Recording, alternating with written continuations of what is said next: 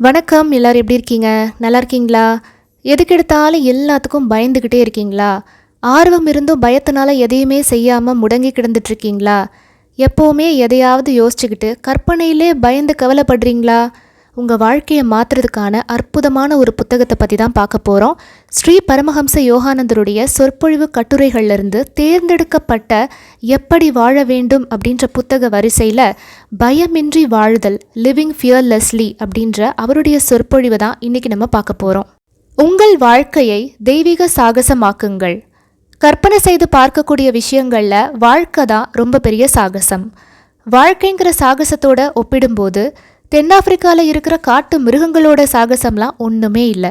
சரித்திரத்தில் வேறு எந்த கதையும் இந்த மாதிரி ஆர்வத்தை தூண்டுவதாக இருக்கவே இருக்காது.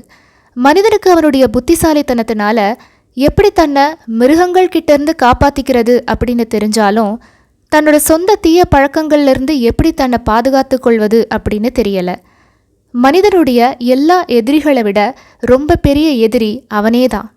தனிப்பட்ட அல்லது தேசிய பகைவர்களை விட நோய்க்கிருமிகள், வெடிகுண்டுகள் அல்லது வேறு எந்த விதமான அச்சுறுத்தல்களையும் விட தான் ஒரு தப்பு செய்யும்போது மனிதன் தனக்கே பயப்படணும். உங்களுடைய தெய்வீகத்தன்மையை அறியாத நிலையில் இருந்து தீய பழக்கங்களால் ஆட்கொள்ளப்படுவது உங்களையே எதிரியாக்கி கொள்வதாகும். இந்த வாழ்க்கை சாகசத்தில் வெற்றி காண்பதற்கு மிகச்சிறந்த வழி என்ன தெரியுமா? நீங்களே உங்கள் சொந்த நண்பராகிறது தான். பகவான் ஸ்ரீ கிருஷ்ணன் சொல்கிறாரு, தன்னை தான் வென்றவனுக்கு ஆத்மா நண்பனாகிறது, ஆனால் தன்னை வெல்லாதவனுக்கு பகைவனாகிறது. முன்பின் தெரியாத ஒரு தேசத்தை ஆராய்ச்சி செய்வதற்காக புறப்படுறது மாதிரி நம்ம கற்பனை செய்துக்கலாம். நாம் கப்பல் மூலமாக பிரயாணம் செய்கிறதுனால உயிர்காப்பு படகு நமக்கு தேவைப்படுது. கப்பல் மூழ்கின்ற நேரத்தில் அந்த படகுல ஏறி நம்ம காப்பாற்றிக்க முடியும் அப்படின்னு நமக்கு தெரியும். ஆனால் வாழ்க்கையில் பல அனுபவங்கள் போது என்னதான் நம்ம முன்னெச்சரிக்கையாக இருந்தாலும் உயிர்காப்பு படகுலேயே ஒரு கசிவு இருக்கிற மாதிரி நமக்கு தோணும். மிருகங்கள் அதிகம் இருக்க காட்டில் அந்த மிருகங்கள் கிட்ட இருந்து உங்களை காப்பாற்றிக்கிறதுக்கு வேண்டிய கவனம் செலுத்த முடியும். ஆனாலும் நுட்பமான அபாயங்களை வெல்வது ரொம்ப கடினமாக இருக்குது. நம்மளை சுற்றி அடுக்கடுக்காக இருக்கிற நுண்கிருமிகள் கிட்ட இருந்து நம்மளை எப்படி காப்பாற்றிக்கிறது? எல்லா நேரத்துலையும் லட்சக்கணக்கான நுண்கிருமிகள் நம்மளை சுற்றி மிதந்துக்கிட்டு தான் இருக்குது. ஆனால் இயற்கை அதுகிட்டேருந்து காப்பாற்றிக்கிறதுக்கான ஆற்றலை கொடுத்துருக்கு. நம்மளுடைய உடலில் நோய் எதிர்ப்பு சக்தி அதிகமாக இருந்துச்சு அப்படின்னா அதெல்லாம் நம்மளால் செய்ய முடியும். இருந்தாலும் இந்த உயிர் போராட்டம் அப்படிங்கிறது கண்ணுக்கே தெரியாத உடல் அப்படின்ற அந்த வனத்தில் எந்த நேரமும் நடந்துக்கிட்டே தான் இருக்குது. வாழ்க்கைங்கிற காட்டு வழியே பாதுகாப்பாக போகிறதுக்கு தகுந்த ஆயுதங்களோடு நம்மளை ஆயத்தப்படுத்திக்கணும். நன்கு பயிற்சி பெற்ற ஒரு போர் வீரனாக இருக்கணும். எல்லா விதமான நோய்களுக்கும் எதிராக, நம்முடைய தீய எண்ணங்களுக்கும் தீய பழக்கங்களுக்கும் எதிராக போராடுறதுக்கு வேண்டிய ஆயுதங்களை வச்சிருக்கிற ஒரு அறிவாளி தான் இந்த சாகசத்தில் வெற்றி பெறுகிறான். அதற்கு எச்சரிக்கை அவசியம். அது மட்டும் இல்லாமல் எதிரிகளை வெல்வதற்கு ஒரு சில வழிமுறைகளை நம்ம கையாள்வதும் அவசியம். இறைவன் நமக்கு ஒரு பேராற்றல் மிக்க பாதுகாப்பு கருவியை கொடுத்துருக்கான். இயந்திர துப்பாக்கிகள், மின்சாரம், விஷவாயு அல்லது மருந்தை விடவும் சக்தி வாய்ந்தது அதுதான் நம்முடைய மனம். மனதை வலுவடைய செய்யணும். வாழ்க்கை சாகசத்தின் ஒரு முக்கியமான பாகம் என்னன்னா, மனதை கட்டுப்பாட்டுக்குள் கொண்டு வந்து அந்த கட்டுப்பட்ட மனத்தை இடையராது இறைவனோட இசைவாக வைத்திருக்கணும். சந்தோஷமான வெற்றியுடன் கூடிய வாழ்க்கையோட ரகசியமும் இதுதான். அது மன ஆற்றலை பயிற்சி செய்கிறதுனாலும் தியானத்தின் மூலமாகவும் இறைவன் கூட நம்ம நெருங்கி இசைவாக இருக்கிறதுனாலும் ஏற்படுது. நோய், ஏமாற்றங்கள், அழிவுகள் இது எல்லாத்தையும் வெல்வதற்கு ரொம்ப சுலபமான வழி இறைவனோட இடையராது இசைந்திருப்பது தான். நீங்கள் எப்போல்லாம் யாருடைய தொல்லையிலையோ சிக்கிக்கிட்டு இருக்கிறதா நினைக்கிறீங்களோ அப்போல்லாம் பிரார்த்தனை செய்யுங்க. இறைவா, எனக்குள்ள நீ தான் இருக்க, உன்னுடைய சன்னிதான கோட்டைக்குள்ளே நான் இருக்கிறேன். பலவிதமான பயங்கரமான பகைவர்களால் சூழப்பட்டு வாழ்க்கையில் நான் போராடிக்கிட்டு இருக்கேன். அவங்களால என்னை எதுவும் செய்ய முடியாதுன்னு எனக்கு தெரியும். என்னுடைய சக்தியை சோதிக்கிறதுக்காகத்தான் இந்த மாதிரிலாம் நடக்குது அப்படின்னு எனக்கு தெரியும். என்னை நிரூபிக்கிறதுக்காக வந்த இந்த சோதனைகளை நான் அனுபவிச்சிட்ருக்கேன். என்னை சூழ்ந்திருக்கிற தீமைகளை போராடுறதுக்கு தைரியமாக நான் இருக்கிறேன். உன்னுடைய சன்னிதானத்தில் இருக்கிற எல்லாம் வல்ல சக்தி மூலமாக அந்த எல்லா கஷ்டங்களையும் நான் அழித்து அதுலேருந்து வெளியில் வருவேன். இந்த வாழ்க்கை சாகசத்தை நான் வெற்றி கண்ட பிறகு உன்கிட்ட ரொம்ப தைரியமாக சொல்லுவேன், இறைவா, ரொம்ப தைரியமாக போராடுறது கஷ்டமாக தான் இருந்துச்சு. இருந்தாலும் பயம் எவ்வளோ அதிகமாக இருந்துச்சோ அதை விட நீ எனக்கு கொடுக்கப்பட்ட அந்த பலம், அந்த தைரியம் இன்னும் அதிகமாக ஆச்சு. அந்த பலத்தினால நான் வெற்றி பெற்று இப்போ உன் முன்னாடி வெற்றியாளனாக நிற்கிறேன் அப்படின்னு நான் உன்கிட்ட சொல்லுவேன். இந்த அண்ட சராசரத்தினுடைய அரசனே நீதான் அப்படின்னு அந்த இறைவனோட நம்மளுடைய அந்த வெற்றியை பகிர்ந்துக்கணும். ஒரு மனுஷனாக பிறந்துட்டாலே ரொம்ப பயம் எல்லாமே வந்துடுது. தப்பிக்கவே முடியாதுன்னு கூட தோணலாம். நீங்கள் எவ்வளோ முன்னெச்சரிக்கையாக இருந்துக்கிட்டாலும் சரி, எப்போவாவது ஒரு நாள் ஒரு தவறு நேர்ந்து தான் விடுது. கண்டிப்பாக ஏதாவது ஒரு கஷ்டங்கள், தவறுகள் இருக்க தான் செய்யும்.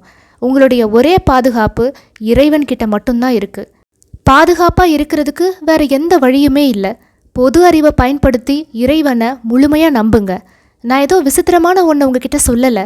என்ன நடந்தாலும் சரி, இறைவா நீ மட்டும்தான் எனக்கு உதவி புரிய முடியும் அப்படின்ற அந்த உண்மையை உறுதிப்படுத்திக்கிட்டு அதை நம்புங்க. நோய்கள், தவறான பழக்கங்கள், இப்படி பல பேர் குழியில் விழுந்து அதுலேருந்து வெளியே வர முடியாமல் இருக்காங்க.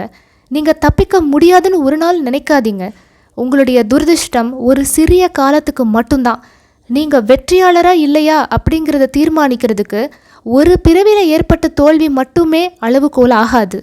வெற்றி பெறக்கூடிய மனிதனுடைய மனப்பாங்கு பயம் இல்லாமல் இருக்கிறது.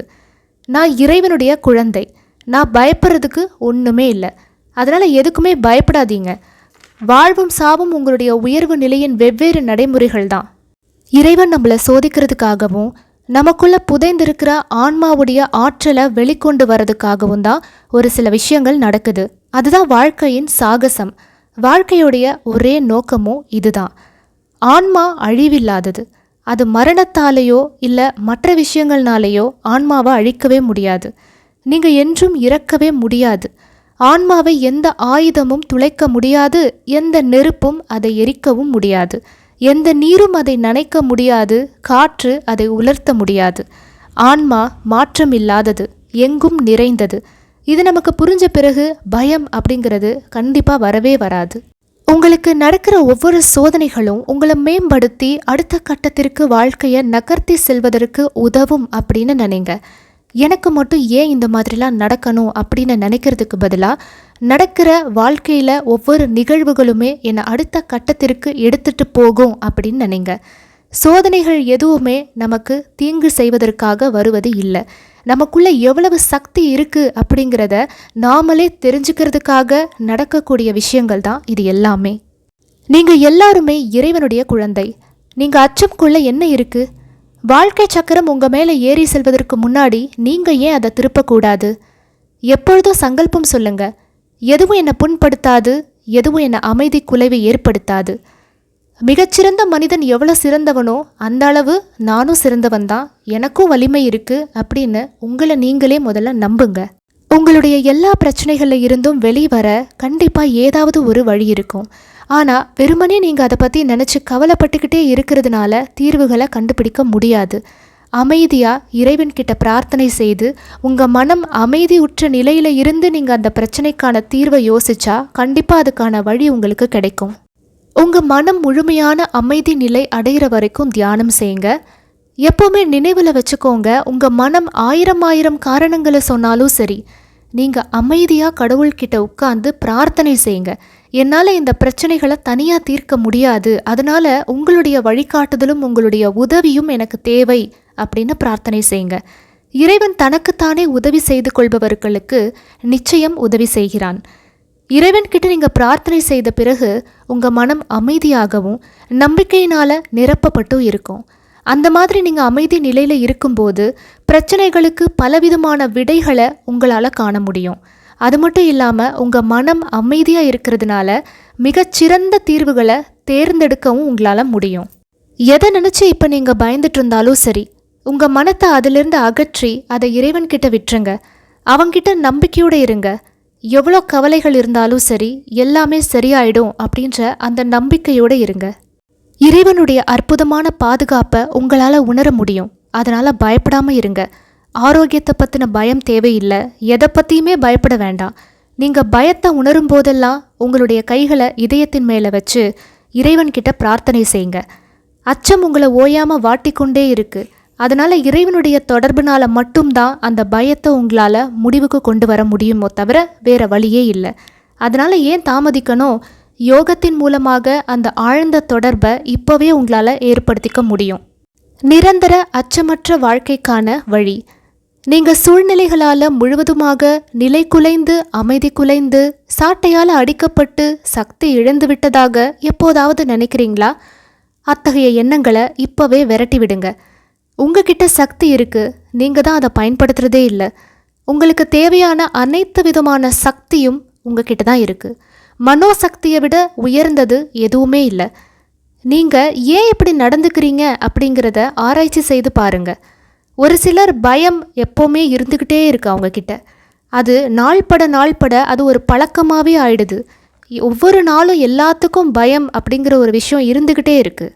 தினமும் ஏதோ ஒரு விஷயத்துக்காக பயத்தை வளர்த்துக்கிட்டே இருக்கீங்க. அதனால் நீங்கள் நாள்தோறும் கவலையோடையும் மனப்பதட்டத்தோடையும் பரிதாபமாக இருக்கீங்க. அப்படி இருக்கிறதுக்கான அர்த்தம் தான் என்ன? நாம் எல்லாருமே ஏதோ ஒரு நாள் இறந்து தான் போக போகிறோம். இந்த இறப்புங்கிறது ஒரு முறை மட்டும்தான் எல்லாருக்குமே நடக்குது. அது நிகழும்போது எல்லாமே முடிந்தும் போகுது. அப்படி இருக்கும்போது நாம் ஏன் பயப்படணும்? ஏன் ஒவ்வொரு நாளும் பயத்தால் இருந்து போகணும்? இந்த தெளிவான சிந்தனை இருக்கும்போது துன்பத்திலிருந்து கண்டிப்பாக வெளியில் வர முடியும். இந்த உலகமே உங்களை கைவிட்டாலும் இறைவன் உங்களோடு தான் இருக்கிறார் அப்படிங்கிறத நீங்கள் நம்பிக்கையோடு அதை உணரும்போது உங்களுக்கான அற்புதங்கள் நிகழும். என்னோட உதவியாளர் என்கிட்ட வந்தப்போ நான் அவர்கிட்ட வங்கி கணக்கில் இருப்பு தொகையே இல்லை அப்படிங்கிற உண்மையை சொல்லும்போது அவர் ரொம்பவே பயந்தார். நம்மளுடைய செலவுகளுக்கெல்லாம் பணம் கட்ட முடியாமல் நம்ம சிறைக்கு போயிடுவோமோ அப்படின்னு ரொம்ப பயந்து சொல்லும்போது நான் அதை மறுத்தேன். கண்டிப்பாக அப்படி ஒரு விஷயம் நடக்காது. 7 நாட்களுக்குள்ளே நமக்கு தேவையான பணம் நம்மக்கிட்ட இருக்கும் அப்படின்னு நான் தைரியமாக நம்பிக்கையோடு சொன்னேன். ஆனால் அவர் ஒரு சந்தேக பிராணி. இருந்தாலும் நான் நம்பிக்கையோடு தான் இருந்தேன். என்னுடைய பணத்தேவை என்னுடைய சொந்த லாபத்திற்காக இல்லை, இறைவனுடைய பணியை செய்வதற்காகவே எனக்கு பணத்தேவைகள் ஏற்பட்டுச்சு. அதனால் கடுமையான இன்னல்கள் இருந்த போதும் நான் பயப்படவே இல்லை. என்னை கண்டு பயம்தான் பயந்து நடுங்குச்சு. பயப்படுறதுக்கு என்ன இருக்குது? எதுவும் உங்களை பயமுறுத்தக்கூடாது. அனைத்து இன்னல்களையும் இறை நம்பிக்கையோடு எதிர்கொள்ளுங்க. உங்களுக்கு கண்டிப்பாக வெற்றி கிடைக்கும். பகவத்கீதை சொல்லுது, என்னை மனதில் வைத்து நீங்கள் செயலாற்றுங்க, எல்லா தடைகளையும் எனதருளால் உங்களால் கடந்து செல்ல முடியும். இந்த ஒரு விஷயத்தை நீங்கள் கற்பனை செஞ்சு பாருங்கள். நான் பேலஸ் ஹோட்டலுக்கு முன்பு நடந்து சென்றுட்டு இருக்கும்போது ஒரு வயதான மூதாட்டி என்கிட்ட வந்து உங்கள் கூட நான் பேச முடியுமா அப்படின்னு கேட்டாங்க. நான் கொஞ்சம் யோசிச்சுக்கிட்டு இருக்கும்போது எதிர்பார்க்காம அவங்க என்கிட்ட தேவைக்கு மிஞ்சி அதிக பணம் இருக்குது, அதை உங்களுக்கு நான் உதவி செய்யலாமா அப்படின்னு கேட்டாங்க. நான் சொன்னேன், எனக்கு பணம் தேவையில்லை, நீங்கள் யாருன்னு கூட எனக்கு பரிச்சயம் இல்லாத போது நீங்கள் எதுக்காக என்கிட்ட உதவி செய்யறதுக்காக வரணும் அப்படின்னு கேட்டேன். ஆனால் அவங்க சொன்னாங்க, உங்களை பற்றி எனக்கு நிறையாவே தெரியும், அதனால் உங்களுக்கு நான் உதவி செய்யணும் அப்படின்னு ஆசைப்படுறேன் அப்படின்னு $27,000 காசோலையை எழுதி கொடுத்தாங்க. அதில் நான் இறைவனுடைய கரத்தையே பார்த்தேன். அந்த இறை சக்தி உங்களுக்குள்ளே செயலாற்றி கொண்டிருக்கிறது அப்படிங்கிறத உறுதியோடு நம்புங்க.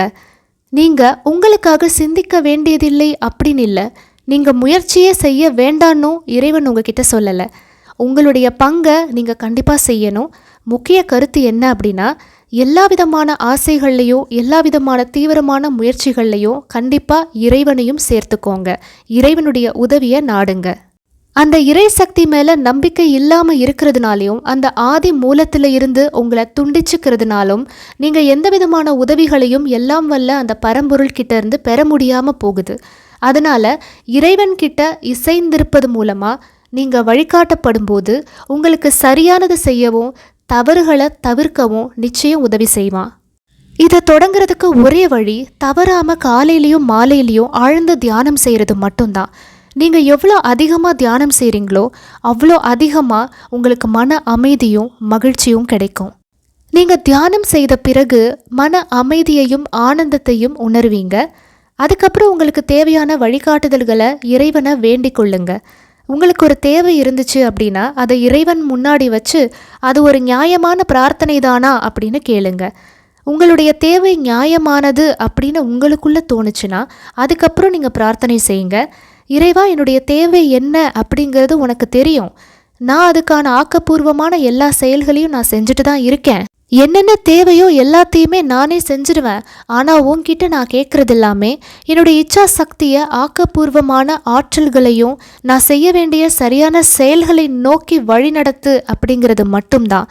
இறைவன்கிட்ட நம்பிக்கையோடு இருக்கவும், ஒருவேளை அவன் நீங்கள் வேண்டுவதை விட சிறந்த ஒன்றை உங்களுக்காக வச்சிருக்கலாம். சில சமயங்களில் உங்களுடைய ஆர்வம் மிகுந்த பிரார்த்தனைகளும் ஆசைகளும் உங்கள் மிகப்பெரிய எதிரிகள் அப்படிங்கிறது தான் உண்மை. இறைவன்கிட்ட உளமார்ந்த நியாயத்தோடு பேசுங்க. உங்களுக்கு எது சரியானதென்று அவன் தீர்மானிக்கட்டும். நீங்கள் ஏற்பத்திறனுடையவராக இருங்க, உங்களை அவன் வழி நடத்துவான். நம்பிக்கையோடு இருங்க, இறைவன் உங்களுக்குள்ளே இருக்கிறான் அப்படிங்கிறத அறிந்திருங்க. ஒவ்வொரு விஷயத்திலும் அந்த மகா சக்தியால் வழிகாட்டப்பட்டு இருங்க, அது தவறாகாது. இந்த உண்மை உங்கள் ஒவ்வொருவருக்கும் பொருந்தும்.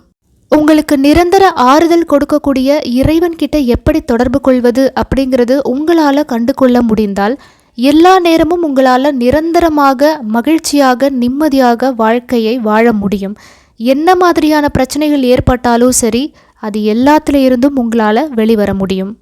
அதனால் எதுக்குமே பயப்படாதீங்க. கடும் புயலில் சிக்கி அலைகளால் அலக்களிக்கப்பட்ட போதும் பயப்பட தேவையில்லை. எப்போவுமே இறைவனுடைய கரங்களை பற்றி கொண்டு இருங்க. உங்களுடைய மனதில் ரொம்ப திடமான நம்பிக்கையோடு சொல்லுங்க, நான் அச்சமற்றவன், நான் பரம்பொருளின் பெருந்தீயின் ஒரு தீப்பொறி, நான் பிரபஞ்ச சுடரின் ஒரு அணுவாக உள்ளேன், நான் தெய்வத்தந்தையின் பரந்த உலகளாவிய உடலில் ஓர் உயிரணு, நானும் எனது தெய்வீக தந்தையும் ஒன்றே.